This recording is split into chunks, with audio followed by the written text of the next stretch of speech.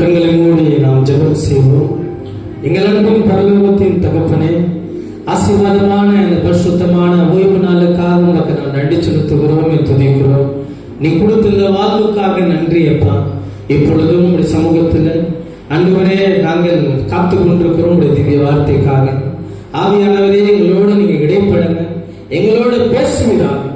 என்ன பேச சித்தமா இருக்கீங்களோ இந்த நாளில் தெளிவா எங்களோடு பேசுவீராக. உங்களுடைய கருத்தில் ஒப்பு கொடுக்கிறோம். இயேசு நாமத்தினால் ஜெபிக்கிறேன் நல்ல பிதாவே, ஆமென், ஆமென். ஓகே, நம்முடைய வேதாகமத்தை நாம் திறந்து வைத்துக் கொள்வோம்.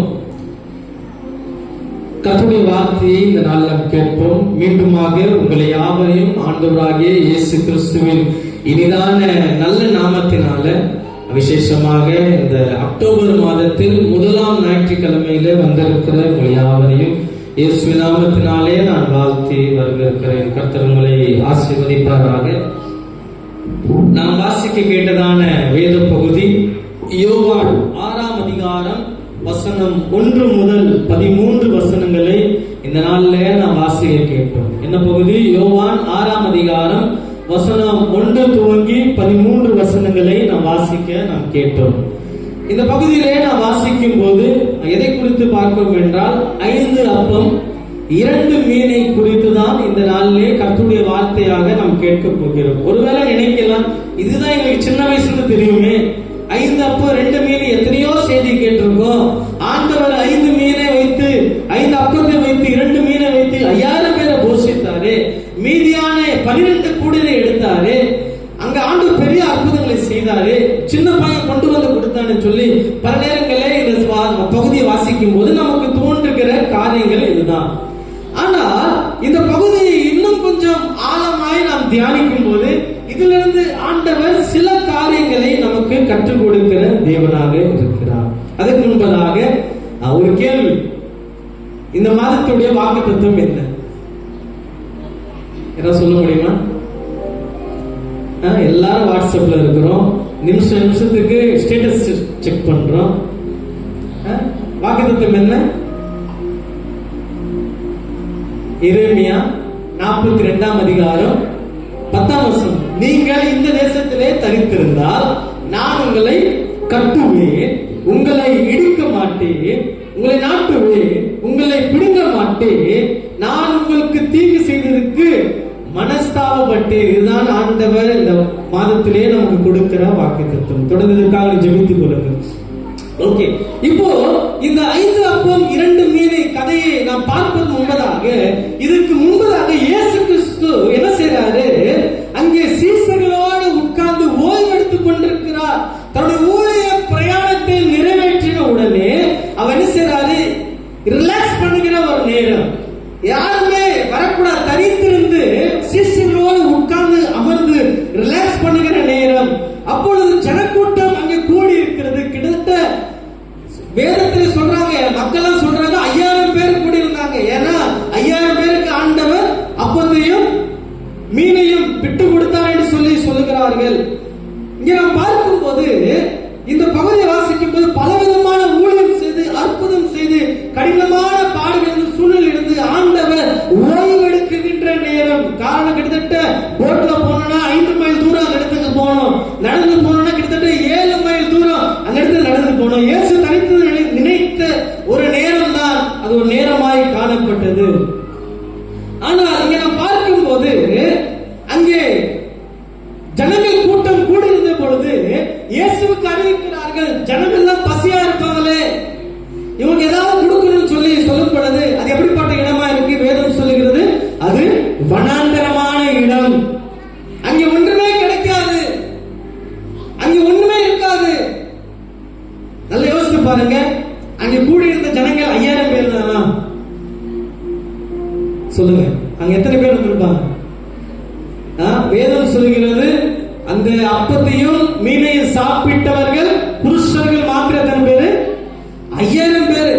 ஆனா இன்னைக்கு பல பேர் நம்ம சொல்லிக் கொண்டிருக்கிறது 5000 பேருக்கு ஆண்டவர் போஷித்தார், 5000 பேருக்கு ஆண்டவர் திருப்தியாக்கினார், 5000 பேருக்கு ஆண்டவர் அற்புதங்களை செய்தார் என்று சொல்லி. நாட் only 5000, 5000 புருஷர்கள் கூட வந்தவர்கள், மனைவி இருப்பாங்க, பிள்ளைங்க இருப்பாங்க, குடும்பத்தோட இடத்துக்கு சென்றிருப்பாங்க. கிட்டத்தட்ட ஏறக்குறைய 10,000க்கு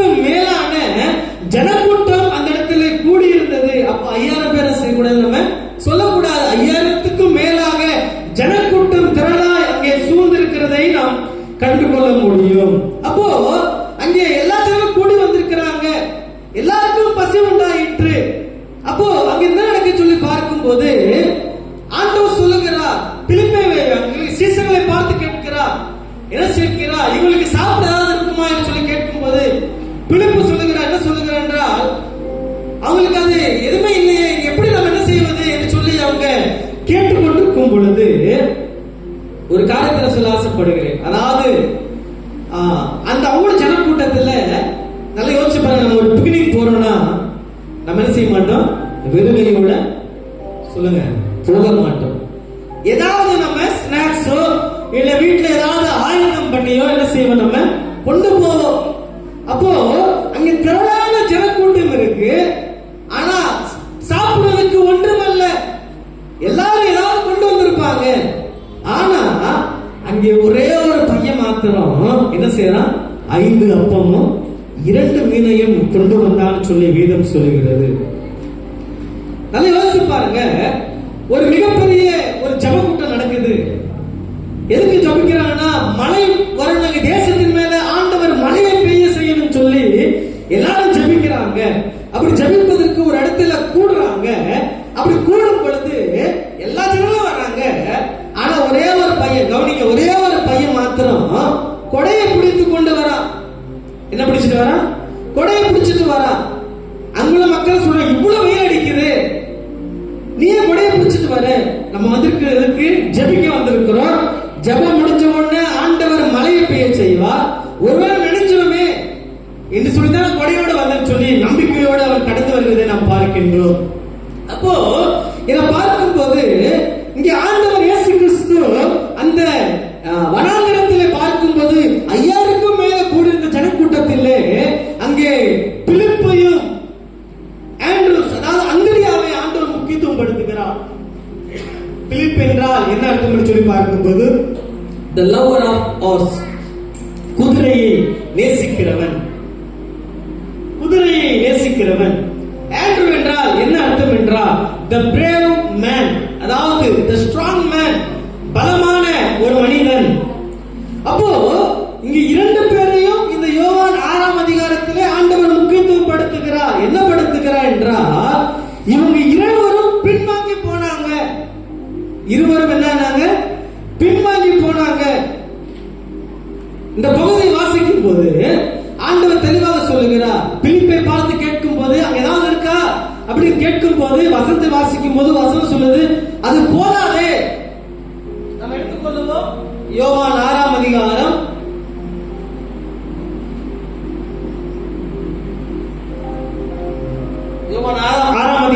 7ஆம் வசனம் சொல்லுகிறது, பிலிப்பு அவருக்கு பிரதியுத்தரமாக, இவர்களில் ஒவ்வொருவனும் கொஞ்சம் கொஞ்சம் எடுத்துக்கொண்டாலும் 200 பணத்து அப்பங்கள் இவர்களுக்கு போதாதே என்று சொல்லுகிறார். இப்ப ஆண்ட்ரூ இடத்துல கேட்கிறார், அந்திரியா இடத்துல கேட்கிறார். 9ஆம் வசனத்தை வாசிக்கும் போது இங்க ஒரு பையன் இருக்கிறான். யார் சொல்றாரு, அந்திரியா சொல்றாரு. இங்க ஒரு பையன் இருக்கிறான், அவன் கையில 5 வார்கோதுமையும் அப்பங்களும் 2 மீன்கள் உண்டு, ஆனால் இத்தனை ஜனங்களுக்கு எம்மாத்திரம் என்று சொல்லி அவன் கேட்கின்றான். 2 காரியம். கூடவே இருந்த சீசர்கள் சொல்ற வார்த்தை என்ன, இது போதாது. இன்னொரு சீசர் சொல்றாரு, இது எம்மாத்திரம் என்று சொல்லி அவன் கேட்கிறார்கள். நல்லா யோசிச்சு பாருங்க. இன்னைக்கு ஆண்டவருடைய சமூகத்திலேயோ, இன்னைக்கு ஆண்டவரை நம்பி இருக்கிற நாம், ஆண்டவரை பின்பற்றுகிற நாம், ஆண்டவருடைய வார்த்தையை முழுமையாக கடைபிடிக்கிற நாம், சில நேரங்களில் நம்முடைய வாழ்க்கையிலும் இப்படிப்பட்ட அவிசுவாச வார்த்தைகள் நமக்குள்ள காணப்படுது. சில நேரத்தில் ஆவிக்குரிய வாழ்க்கையில, சில நேரத்தில் ஊழிய காரியங்களிலே, சில நேரத்தில் நம்முடைய வாழ்க்கை வருகிற வார்த்தை, இது போதாது, இது எம்மாத்திரம், இந்த ஜனக்கூட்டத்தை வைத்து நான் என்ன செய்ய முடியும், என் சபையில பணம் இல்லையே, இந்த பணத்தை வைத்து என்ன செய்ய முடியும் என்று சொல்லி பல நேரங்களில் நாம் சொல்லுகிற ஒரு காரியம் உண்டு. இங்கே பிலிப்பும் ஆண்ட்ரூஸும் இப்படிதான் சொல்றாங்க, இது எம்மாத்திரம் ஆண்டவரே, என்னோட பணத்துக்கு தான் அப்பங்களும் கோதுமையும் இருக்கு, மீன் இருக்கு, இது எம்மாத்திரம். பிலிப்பு சொல்றாரு, இது போதாது என்று சொல்லி சொல்லுகிறாரு. ஆனா ஆண்டவர் சொல்லுகிறார், அது எப்படிப்பட்ட இடம் சொன்ன, வனாந்திரமான இடம். வனாந்திரமான இடத்துல ஆண்டவர் ஒரு வார்த்தை சொல்றாரு. என்ன வார்த்தை என்றால், எப்பவுமே ஆண்டவர் அற்புதம் செய்வதற்கு முன்பதாக ஆண்டவர் ஒரு காரியத்தை நேர்த்தியாய் செய்கிற தேவனாக இருக்கிறார். என்ன செய்யறான்னு சொல்லி பார்க்கும்போது நீங்க வாசிங்க 6ஆம் அதிகாரம் 10ஆம் வசனத்தை வாசிக்கும் போது, இயேசு ஜனங்களை உட்கார வையுங்கள் என்றார். என்ன சொல்றாரு, நல்லா யோசித்து பாருங்க, அங்க சாப்பாடே இல்லை.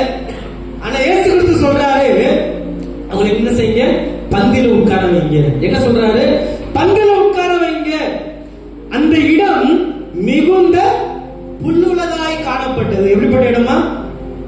வேதம் சொல்கிறது வனாந்தரமான இடத்தில் உட்கார வைத்த. வனாந்தரமான இடம் என்றால் எதுவுமே இல்லை, எம்ப்டி லேண்ட். ஆனா ஆண்டவர் இங்க சொல்லுகிற காரியம், அவர்கள் புல்லுள்ள இடங்களிலே என்ன செய்யுங்க, பந்தியில் ஏறக்குறைய 5000 பேர் இருந்தார்கள். பந்தியில புல்லுள்ள இடங்களிலே அவர்களை உட்கார வைத்தார். There is an action of the act of Jesus Christ. மனிதனுடைய ஆலோசனை காட்டிலும், மனிதனுடைய திட்டங்களை காட்டிலும், மனிதனுடைய எண்ணங்களை காட்டிலும் ஆண்டவராகிய இயேசு கிறிஸ்துவின் திட்டங்கள், பிளான், அவருடைய செயல்பாடுகள் வித்தியாசமானது. அங்கே சாப்பிட எதுவுமே இல்லை. ஆனால் இயேசு கிறிஸ்து சொல்றாரு, அவங்களை பந்தியில உட்கார வைங்க. அதுதான் இயேசு கிறிஸ்துடைய செயல். அதுதான் அவர் சொல்றார், வனாந்தரமான இடத்துல. இயேசு சொல்றாரு, புல்லுள்ள இடத்துல உட்கார வைங்க. அப்பனா ஆண்டவர் அந்த இடத்துல ஒரு அற்புதம் செய்ய போகிறார் சொல்லி ஒரு அடையாளத்தை ஆண்டவர் கொடுக்கின்றார்.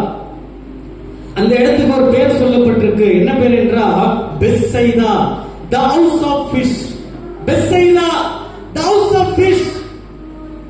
என்னாகமம் 11:23 சொல்கிறது, கர்த்தரின் கை குறுகி போயிற்றோ என்று சொல்லி மோசே கேட்கின்றார். ஆண்டவருடைய கை ஒருபோதும் குறுகி போவதில்லை. பெத்சைதா என்ற என்ன அர்த்தம்? பெத்சைதா என்றால் ஹவுஸ் ஆஃப் ஃபிஷ். அப்படி என்றால் மீன்கள் குடிய இடம். பெத்சைதா என்றால் மீன்கள் குடிய இடம். இந்த 5000க்கு மேலான ஜனக்கூட்டம் எங்கே இருந்தது என்றால் இந்த பெத்சைதா என்கின்ற ஊர்ல இருந்தது. பெத்சைதா என்ற இடத்துக்கு, அந்த இடத்திலே ஒரு மீன் தங்குகிற இடம். அந்த மீனுக்கு ஒரு பேர் சொல்லப்பட்டது. அந்த மீன் பேர் என்னன்னா திலப்பியா, TILAPIA, திலப்பியா. இந்த மீன் வயிற்றுக்குள்ளதான் ஏராளமான குட்டிகள் இருக்குமா. என்னாகும்? மீன் வயிற்றுக்குள்ளதான் ஏராளமான, இன்றைக்கு பார்க்கிறோம்ல 5 அப்போ 2 மீன் சொல்றோம்ல, இந்த 2 மீன் திரளான மீனை எப்படி ஆக்குறான் என்றால் இந்த திலப்பியா மீன் வயிற்றுக்குள்ள ஏராளமாய் மீன் காணப்பட்டது. அதுக்குதான் அடையாளமா. ஆண்டவர் ஏற்கனவே அது எங்க இருந்துச்சுன்னா கலிலேய கடல்ல அது காணப்பட்டது. அப்போ திலப்பியா என்கின்ற மீன் மூலமா தான் ஆண்டவர் 5000 பேருக்கு போஷித்தார் என்று சொல்லி வாசிக்கின்றோம். மத்தேயு 6:35-39 வாசிக்கும் போது அவர் பசும்புல் மேல் உட்கார வைத்தார். ஆனா சீசர்கள் சொல்றாங்க இது வனாந்தரமான இடம். ஆனா ஆண்டவர், என்னுடைய வாழ்க்கையிலும் கூட நான் வனாந்தரமான இடத்துல இருக்கலாம், என் வாழ்க்கையில வனாந்தரமான சூழ்நிலை காணப்படலாம், என் வாழ்க்கையில் இனிமேல் நடக்காதுன்னு சொல்லி இருக்கலாம், இனிமேல் இது ஒருபோதும் மாறாது, ஒருபோதும் செயல்படாதுன்னு சொல்லி பல காரியங்களை நாம் பூட்டு போட்டு வைத்திருக்கலாம், பல காரியங்களுக்கு நாம் சீல் வைத்திருக்கலாம், பல காரியத்துக்கு புல்லிங் ஸ்டாப் வைத்திருக்கலாம். ஆனா ஆண்டவர் சரா தெரியுமா, நீ நாம எங்கெல்லாம் புல்லிங் ஸ்டாப் வைத்திருக்கிறோமோ அங்கெல்லாம் ஆண்டவர் கமா போட்டு அதை துவக்க செய்கிறார். அல்லேலூயா, அல்லேலூயா. ஆண்டவருடைய வாழ்க்கையிலே நாம் முடிவுமான சூழ்நிலையில கர்த்தருடைய வாழ்க்கையில துவக்கத்தை விரும்புகிற தேவன், விரும்புகிற தேவன். வேதம் செய்தோ புதிய காரியத்தை செய்வேன், அது இன்றே தோன்றும் என்று சொல்லி ஆண்டவர் தெளிவாக சொல்லுகிறார். அப்போ ஆண்டவர் ஒரு காரியத்தை அற்புதம் செய்ய வேண்டும் என்றால் முதலாவது அந்த காரியத்துடைய அடையாளத்தை ஆண்டவர் செய்கின்றார். அதைத்தான் இந்த 5000 பேருக்கு பார்க்கும் போது அங்க எதுவுமே இல்லை. ஆனா ஆண்டவர் சொல்லுகிற காரியம் பந்திலே உட்கார சொல்லுகின்றார். அற்புதம் செய்வதற்கு முன்பதாக ஆண்டவர் சொல்லுகிற ஒரு காரியம் பந்தியிலே உட்கார வைங்கள் என்று சொல்லி சொல்லுகிறார். எமி கார்மேல் ஒரு அம்மா இப்படியா சொல்றாங்க, அவங்களுடைய கோட் இப்படியா சொல்லப்பட்டிருக்கு, you can give without loving but you cannot love without giving. அதாவது அன்பு செலுத்தாம கொடுக்க முடியும், ஆனால் கொடுக்காம அன்பு செலுத்த முடியாது. அன்பு செலுத்தாம கொடுக்க முடியும். ஒருத்தருக்கு நான் கொடுக்கணும்னா அன்பு செலுத்த தேவையில்லை, ஆனால் கொடுக்காம அன்பு செலுத்த முடியாது. அதுதான் எமி கார்மேல் சொல்றாங்க. இயேசு கிறிஸ்து முதலாவது இந்த 5000 பேர்களை கரிசனை வைத்து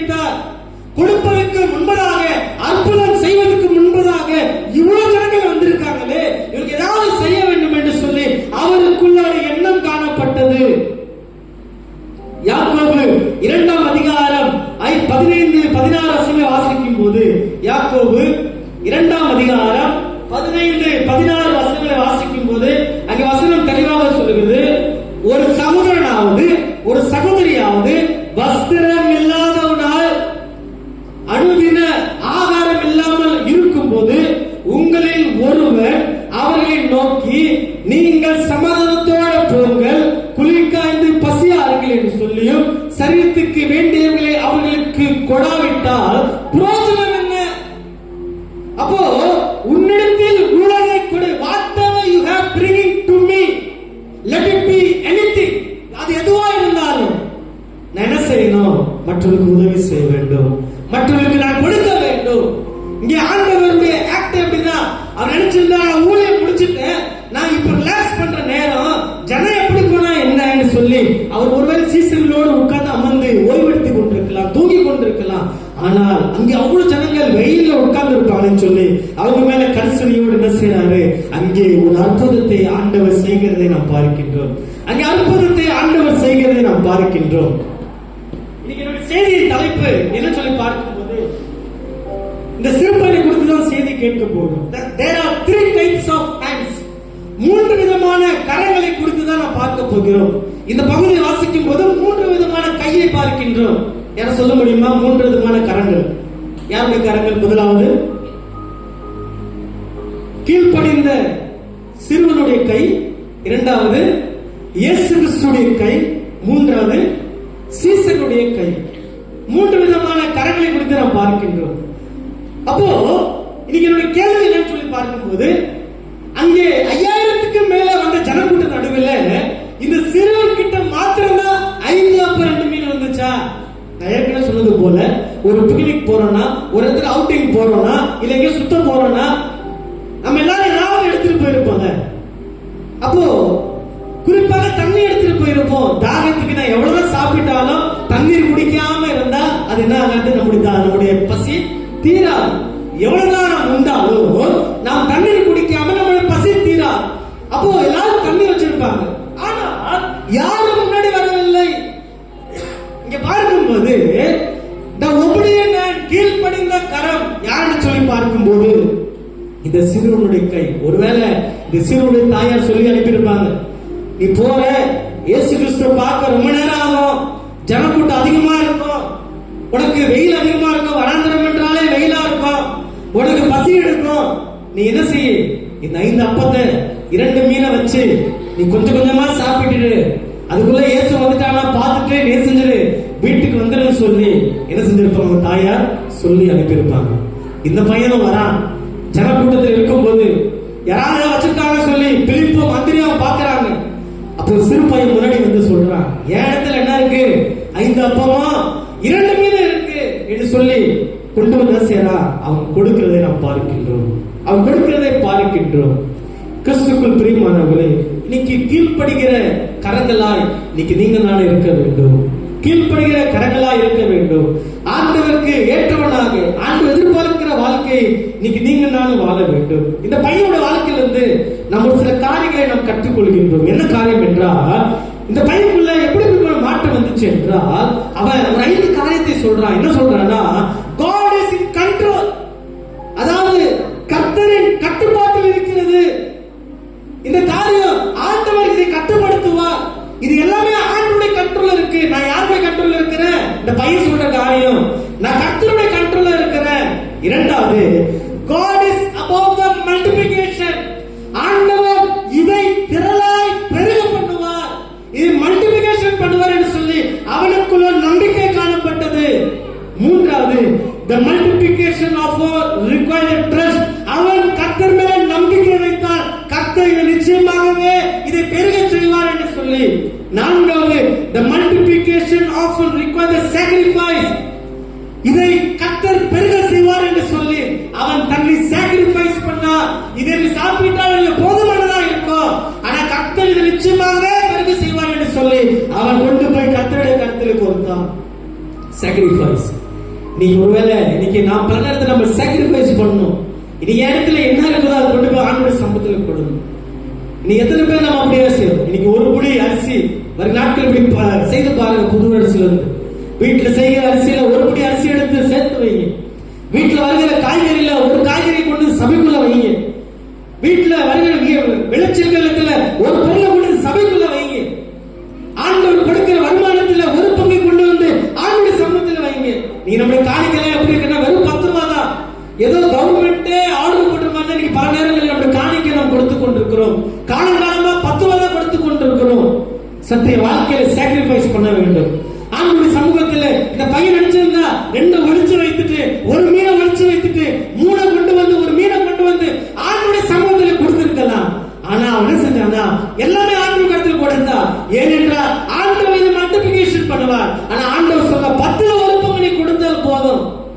அதை கூட ஆண்டவர் வச்சிருக்க மாட்டாரு. அதை என்ன செய்வார்? மல்டிபிகேஷன் பண்ணி மறுபடியும் நம்முடைய கையில ஆண்டவர் கொடுக்கிற தேவனாக இருக்கிறார். இது என் காணிக்கையில வித்தியாசம் இருக்கணும். ஏன்னா கொடுப்பதிலே வித்தியாசமா இருக்க வேண்டும். இந்த பையன் கொடுப்பதிலே வித்தியாசமானவனாய் அவர் காணப்பட்டான். இரண்டாவது காரியம் பார்க்கும்போது, 5வது காரியம், the multiplication is result of God's work, not our work. பெருக செய்வது என்னுடைய வேலை அல்ல, அது யாருடைய வேலை? கர்த்தருடைய வேலை என்று சொல்லி இந்த சிறு பையன் நம்பினார். இன்னைக்கு பல நேரங்களில் நாம் நினைக்கிற காரியம், நான் தான் பெருக செய்றேன், நான் தான் ஆசீர்வாதத்தை கொடுக்கிறேன். நல்லா யோசிச்சு பாருங்க. இன்னைக்கு நான் நடந்து போறேன், திடீர்னு கீழே விழுந்துட்டேன்னா, இல்ல எனக்கு ஏதோ பலவீனமா ஆயிடுச்சுன்னா என் வருமானம் என்ன ஆகும்? என்னுடைய வியாபாரங்கள் என்ன ஆகும்? என்னுடைய தொழில்கள் என்ன ஆகும்? என்னுடைய நிலைமைகள் என்ன ஆகும்? ஆனா நல்லா யோசிச்சு பாருங்க. இன்னைக்கு நரம்பும் ரத்தமாக இன்னைக்கு என் வாழ்க்கை என் சரீரத்தில் செயல்படுறதுனாலதான் இன்னைக்கு ஜீவனோடு நான் உட்கார்ந்து கொண்டிருக்கிறேன். அப்போ இந்த வாழ்க்கையை கொடுத்தது யாரு? ஆண்டவர். இந்த வாழ்க்கையை கொடுத்தது யாரு? ஆண்டவர். எனக்கு தெரிந்த காஞ்சிபுரத்தில் இருக்கும்போது ஒரு மனிதனை சந்தித்தேன். ஊழியத்துக்கு போகும்போது அப்போ அவர் ஒரு சபையில வந்து வாசப்படியில படுத்துக்கொண்டே இருந்தார். அவரை பார்த்து நான் கேட்டேன், ஏன் வாசப்படியில உட்கார்ந்து சொல்லி பாஸ்டர் பார்த்து கேட்டேன்.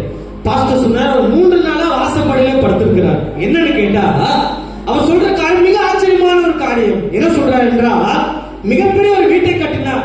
ஆசை ஆசையா வீட்டை கட்டினாரு. மனைவி வீட்டுக்குள்ள வந்துட்டாங்க, பிள்ளைங்க வீட்டுக்குள்ள வந்துட்டாங்க. ஆனா கணவர் வீட்டுக்குள்ள வர முடியல. என்ன காரணம்னா, வாசப்படியில கால் எடுத்து வைக்கிறாரு, அவருக்குள்ள ஏதோ வைப்ரேட் ஆகுது. வாசப்படிக்குள்ள கால் எடுத்து வைக்கிறாரு, கரண்ட் ஷாக் அடித்த மாதிரி சரீரத்தில் ஒரு மாற்றம். தான் ஆசாசியாய் கட்டின வீட்டுக்குள்ள போக முடியல. என்ன காரணம் சொல்லி தெரியல. அப்போ மனைவி என்ன செய்றாங்க? வீட்டு ஓரத்துல வெளியில அவருக்கு சாப்பாடு கொண்டு போய் கொடுக்கிறாங்க. வீட்டு ஓரத்துல ஒரு டேங்க் இருக்கு, அங்க போய் குளிக்கிறார். வீட்டு வாசற்படியிலே படுத்து இருக்கிறார். இப்படியே ஆகிறது. மறுபடியும் ட்ரை பண்றாரு, வீட்டுக்குள்ள போக முடியாது. சபைக்கு வரார். சபைக்கு வந்து ஜெபிக்க ஆரம்பிக்கிறார். சபைக்கு வந்து ஜெபிக்க ஆரம்பிக்கிறார். நான் ஏன் சொல்றேன்னா, இன்னைக்கு நான் நினைக்கிறேன், என்னுடைய சம்பாத்தியம் நான் வாழ்ந்து கொண்டிருக்கிறேன். நான் நினைக்கிறேன், என்னுடைய பலத்துல நான் நடந்து கொண்டிருக்கிறேன். நான் நினைக்கிறேன், என்னாலதான் எல்லாமே இருக்கு சொல்லி. அப்படி அல்ல. கர்த்தர் நினைச்சார் என்றால் அவர் மாற்றம் கூடும். அந்த மனிதனால் உள்ள வர முடியல. தான் சொந்தமாய் கட்டின வீட்டுக்குள்ளேயே வாசப்படியில கால் எடுத்து வைக்க முடியல. காரணம், ஏதோ ஒண்ணு அட்டாக் பண்ணிட்டு இருக்கு. ஏதோ விக்கிரங்கள், ஏதோ பிசாசின் செயல்கள் அவரை அட்டாக் பண்ணி கொண்டிருக்கு. நீ பல நேரங்கள்ல நம்முடைய வாழ்க்கை அப்படிதான். பல நேரங்கள் நம்முடைய வாழ்க்கை அப்படிதான். நல்லா தூங்கிட்டு இருப்போம், காலையில சொல்லும் மரணம். நல்லா தூங்கிட்டு இருப்போம், மறுநாள் பார்த்தா பேரலைஸ். நல்லா தூங்கிட்டு இருப்போம், மறுநாள் பார்த்தா ஏதோ ஒரு வியாதினால நாம் முடங்கி போயிருப்பேன். இன்னைக்கு அப்படிப்பட்ட சூழ்நிலை இருக்கிறோம். அப்படிப்பட்ட சூழ்நிலை இருக்கிறோம். ஏன் இன்னும் சபையிலே இன்னைக்கு பல நேரங்கள்ல இன்னைக்கு தெனாவட்டாக இன்னைக்கு பல நேரங்கள்ல ஆண்டவருக்கு விரோதமாக, சபைக்கு விரோதமாக செயல்பட்ட வாழ்க்கையை பார்க்கும்போது எனக்கு தெரியும், நான் சாட்சியாக சொல்லுவேன். இன்னைக்கு எந்த சபையில சேரை எட்டி வதிச்சாங்களோ ஆண்டவர் அந்த சேரை ஒட்டி வச்ச காலையை ஆண்டவர் எடுத்த சாட்சியெல்லாம் நான் பார்த்திருக்கேன். எந்த சபையில ஊழியக்காரரை ஏளனமாய் பேசினார்களோ ஒரு பேச்சில்லாமல் போன காரியத்தை நான் பார்த்திருக்கிறேன். நான் ஏன் சொல்கிறேன் என்றால், இன்னைக்கு என்னுடைய வாழ்க்கையை ஆண்டவருக்காக சாக்ரிஃபைஸ் பண்ணணும். அதான் எப்பவுமே ஆராதிக்கும் போது சொல்ற ஒரு காரியம், ஆண்டவருடைய சமூகத்தில் வரும்போது என் பதவியா இருக்கட்டும், என் பட்டமா இருக்கட்டும், என்னுடைய போஸ்டா இருக்கட்டும், என்னுடைய பணமா இருக்கட்டும், என்னுடைய அந்தஸ்தா இருக்கட்டும், செருப்பை கழட்டி வைக்கிறது போல இது எல்லாவற்றையும் வாசப்படியில கழட்டி விட்டு ஆண்டவருடைய சமூகத்தில் வரும் பொழுது தன்னையே தாழ்த்தி மனத்தாழ்மையோடு ஆண்டவருடைய சமூகத்தில் வருகிறவன் எவனோ அவனை கர்த்தர் உயர்த்துவார். தன்னை தாழ்த்துகிறவனை கர்த்தர் உயர்த்துவார். தன்னை உயர்த்துகிறவனை கர்த்தர் தாழ்த்துகிற தேவனா இருக்கிறார். வேதம் சொல்லுகிறது, பெருமை உள்ளவனுக்கு தேவனை இருக்கிறார், தாழ்மை உள்ளவனுக்கோ கீழ்ப்படிந்த கரமாக அந்த சிறு பையன் தன்னை உள்ளதை ஆண்டுடைய சமூகத்தில் கொண்டு வந்து அவன் கொடுத்தான். இரண்டாவது நான் சுருக்கமாய் சொல்லுகிறேன், யாரும் சொல்லி பார்க்கும் போது இயேசுடைய கரம். இங்க என்ன நடக்கு சொன்னா, அவருடைய கரத்தில் கொண்டு வந்து அவர் கொடுக்கிறார்கள். இன்னைக்கு என்னிடத்தில் இருக்கிறது யாருடைய கரத்தில் கொண்டு வந்து கொடுக்கணும்? ஆண்டவருடைய கரத்தில் கொண்டு வந்து நான் கொடுக்க வேண்டும். ஏனென்றால் நான் வைத்திருக்கிறது என்னுடைய அல்ல. இந்த சிறு பையன் 5 அப்பத்தையும் 2 மீனையும் கொண்டு வந்து யாருடைய கரத்திலே கொடுத்தான் என்றால் இந்த இயேசு கிறிஸ்துடைய கரத்திலே கொடுத்தான். இப்பொழுது ஒரு ட்விஸ்ட் இருக்கு. என்னன்னு சொல்லி பார்க்கும்போது, it will insufficient, it will be sufficient. அதாவது இது போதுமானது அல்ல, ஆனா கர்த்தர் இது போதுமானதாய் கர்த்தர் மாற்றினார். கர்த்தருடைய கரத்திலே வரும் பொழுது இது சஃபிஷியன்ட்டா மாறும். கர்த்தருடைய கரத்திலே வரும் பொழுது இது போதுமானதாய் மாறும். இப்ப நம்ம யோசிச்சு பாருங்க, இன்னைக்கு கர்த்தருடைய கரத்திலே கொடுத்துட்டோம், இது கர்த்தர் வச்சுக்க மாட்டாரு. கர்த்தர் என்ன பண்ணாரு? வசனத்தை வாசிக்கும் போது கர்த்தர் என்ன பண்ணார் என்றால் அதை கொண்டு போய் சீசுடைய கரத்திலே கொடுத்தார். ஆண்டவர் வாங்கினாரு, பிளஸ் பண்ணாரு, அதை தூக்கி 4 வானத்தை பார்த்து அதை பிளஸ் பண்ணாரு. இப்போது ஒரு காரியம், என்ன காரியம் என்றால் அது வாங்கி என்ன செஞ்சாரு? யாருடைய கரத்திலே கொடுத்தாரு? சீசுடைய கரத்திலே கொடுத்தாரு. இப்போ மல்டிபிகேஷன் எங்க ஆச்சு? அற்புதம் எங்க நடந்தது? இயேசுடைய கரத்திலேயா இல்ல சீசுடைய கரத்திலேயா? எந்த அங்கிரியா பிலிப்பு ஆண்டவருக்கு விரோதமாக இது முறுமுறுத்தார்களோ வேதம் சொல்கிறது, வேதம் தெளிவாக சொல்கிறது, அங்கிரியாவுக்கும் பிலிப்புக்கும் ஒரு பாடத்தை போட்டும்படியாக ஆண்டவர் அற்புதங்களை செய்தார். என்ன அற்புதம் என்றால் அதை வாங்கினார், பிளஸ் பண்ணார், யாருடைய கரத்திலே கொடுத்தார்? சீசுடைய கரத்திலே கொடுத்தார். என்ன ஆச்சு? கொடுக்க கொடுக்க பெருக ஆனது. இன்னைக்கு ஆண்டவர் என் கரத்துல இருந்து வாங்குறாரு, வாங்கி மறுபடியும் என் கையில கொடுக்கிறாரு, என் கையில கொடுக்கிறாரு. அதை யாருடைய கையில பெருக செய்யறாரு? நம்முடைய கரத்தில் பெருக செய்யறாரு, நம்முடைய கரத்தில் பெருக செய்யறாரு. நான் கொடுக்கிற ஒரு பங்கு தான், ஆனா கர்த்தர் ஏராளமான பங்கை கொடுத்து இன்னைக்கு அநேகருக்கு கொடுத்து மீதியான 12 கூடைகள் ஆண்டவர் எடுக்கிற அளவுக்கு ஒரு மாற்றத்தை கர்த்தர் அந்த இடத்திலே கொண்டு வந்தார். அந்த இடத்திலே கர்த்தர் கொண்டு வந்தார். நம்ம கையின் மூலமாக ஆண்டவர் அற்புதங்களை நடக்கும்படியாக செய்வார். When the bread was broken, the miracle opened. அங்கே அப்பம் பிடும் பொழுது, அப்பம் பிக்கும் பொழுது அங்கே அற்புதம் நடக்க ஆரம்பித்தது. When the bread was broken, the miracle was happened. When our life was broken, the miracle was happened. என் வாழ்க்கை உடைக்கப்படும் பொழுது, என் வாழ்க்கையிலே ஒரு மாற்றத்தை உருவாக்கும் பொழுது கர்த்தர் நிச்சயமாகவே அற்புதங்களை செய்வார். அப்பத்தை வாங்கினார், அதை பெற்றார், கர்த்தர் அற்புதங்களை செய்தார். அதே போல இன்னைக்கு நம்முடைய வாழ்க்கையில் இந்த அப்பத்தை போல நாமும் என் வாழ்க்கை உடைக்கப்பட வேண்டும், என் வாழ்க்கை நொறுக்கப்பட வேண்டும், என் வாழ்க்கை ஆண்டவருடைய சமூகத்தில் ஒப்புக் கொடுக்க வேண்டும். அப்பொழுது நீங்கள் நானும் அற்புதங்களை பார்க்க முடியும், அப்பொழுது அற்புதங்களை பார்க்க முடியும். இது போதுமானது அல்ல. It will not be insufficient. இது எனக்கே போதுமானதா இல்ல, ஆனா கர்த்தர் சஃபிஷியன்ட்டாய் மாற்றுவார், கர்த்தர் போதுமானதாய் மாற்றுவார். உங்க கையில அற்புதம் இருக்கும். இன்னைக்கு என் கையில அற்புதம் வேண்டும் என்றால் நான் ஒரு காரியத்தை புரிஞ்சுக்கணும். அற்புதம் வேண்டும் என்றால் நான் உடைக்கப்பட வேண்டும். இன்னைக்கு பல நினைக்கிற ஒரு காரியம், நான் ஆசீர்வாதமா இருக்கணும், என் வாழ்க்கையில் குறையே வரக்கூடாது. காரணம், நான் எல்லாமே ஆண்டவருக்கு கொடுக்கிறேன், எல்லாமே செய்யறேன், பின்ன ஏன் என் வாழ்க்கை இப்படியே இருக்கு? ஒரு அம்மா பகுத்துல போகும்போது அம்மா சொன்னாங்க, ஜெபிக்கும் போது சொன்னாங்க, ஆண்டு நிச்சயமா ஒரு செய்வாரமான சொல்லிட்டு வந்தேன். அப்போ சொன்னாங்க, எங்க செய்யறாரு? இத்தனை வருஷம் ஆச்சு, ஒரு மாற்றமே இல்லையே. அவங்க சொல்ற காரியம், ஏன் ஆண்டவர் உடைக்க கூடாதா? ஏன் ஆண்டவரை சோதிக்க கூடாதா? ஆண்டவரிடத்திலே நன்மையை எதிர்பார்க்கிற நாம் சில நேரங்களில் ஆண்டவர் உடைப்பதற்கு என்னை ஒப்புக் கொடுக்க வேண்டும். ஆண்டவரை உடைப்பதற்கு என் வாழ்க்கையை ஆண்டவருடைய சமூகத்தில் ஒப்புக் கொடுக்க வேண்டும். அப்பொழுதுதான் மிகப்பெரிய அறுவடையை நீங்கள் நானும் பார்க்க முடியும். வீட்டில் then only the biggest harvest காண முடியும். அப்பொழுதுதான் ஒரு மிகப்பெரிய அறுவடையை வாழ்க்கையை காண முடியும். கிறிஸ்துக்குள் பிரியமானவர்களே, இன்னைக்கு இன்சஃபிஷியன்ட்டாக என் வாழ்க்கை இருக்கலாம், ஆனா கர்த்தர் போதுமானதாக சஃபிஷியன்ட்டாக அவர் மாற்ற ஆயத்தமா இருக்க. சிறு பையனை போல இன்னைக்கு நாம் சபையில காணப்பட வேண்டும். சுருப்பையனை போல முன் வர வேண்டும். கர்த்தர்க்கென்று கொடுக்க வேண்டும். உற்சாகமாய் கொடுக்கிற இடத்துல கர்த்தர் பிரியமாய் இருக்கிறார். நான் காணிக்கை மாத்திரம் மையப்படுத்தி சொல்றதல்ல, நான் எல்லாவற்றையும் என்னையே ஆண்டுடைய சமூகத்தில் நான் கொடுக்க வேண்டும். என்னையே ஆண்டுடைய சமூகத்தில் கொடுக்க வேண்டும். கர்த்தர் அப்படிப்பட்ட வாழ்க்கையை நம்மிடத்தில் எதிர்பார்க்கிறார். ஒபீடியன்ஸ் ஹேண்ட்ஸ், கீழ்ப்படிந்த கரத்தின் மூலமாய் ஆண்டுடைய கரத்தை பார்த்தோம். அந்த கரம் சீசோட கையில கொடுக்கும் பொழுது மிகப்பெரிய அற்புதம் நடந்தது. அதே போல நாமும் ஆண்டுடைய கரத்துல கொடுப்போம். ஆண்டவர் நம்முடைய கரத்துல கொடுக்கும் பொழுது மிகப்பெரிய அறுவடையை கர்த்தர் நம்முடைய வாழ்க்கையில கொடுக்க ஆயத்தமா இருக்கிறார். கர்த்தர் தாமே இவ்வார்த்தைகளே நமக்கென்று ஆசீர்வாதமாய் அவர் மாற்றுவாராக. ஆமென்.